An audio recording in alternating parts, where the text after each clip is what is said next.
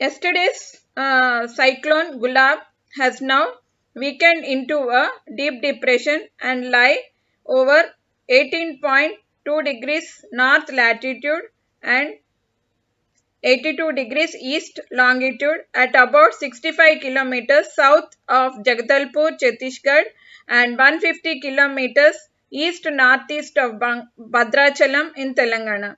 This is likely to move nearly westward direction and further weaken into a depression during next 6 hours. Thereafter, during next 24 hours, it is likely to weaken further into a well-marked low pressure. The system is likely to move in northeast Arabian Sea adjoining Gujarat coast around 30th September. Under its influence during next 24 hours, due to the depression and the well-marked low pressure area, the Telangana is likely to have light to moderate rains over most places and heavy rains at few places, very heavy to extremely heavy at one or two places in the Telangana districts of Telangana state.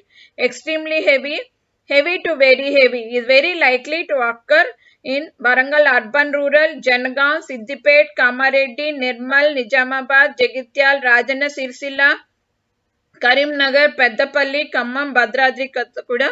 Red warning has been issued for these districts. Heavy to very heavy has been given orange warning in the districts of Adilabad, Kumarambim, Manchiryal, Jaishankar, Bhupalpalli, Mulgu, Bhadradri, Kottagudem, Yadadri, Bhuvangiri, Rangareddy, Hyderabad, Medchal, Malkajgiri, Vikarabad, Sangareddy and Medak districts. And other districts have been given yellow warning. Light to moderate rains. At times, heavy rainfall is likely to occur in these districts.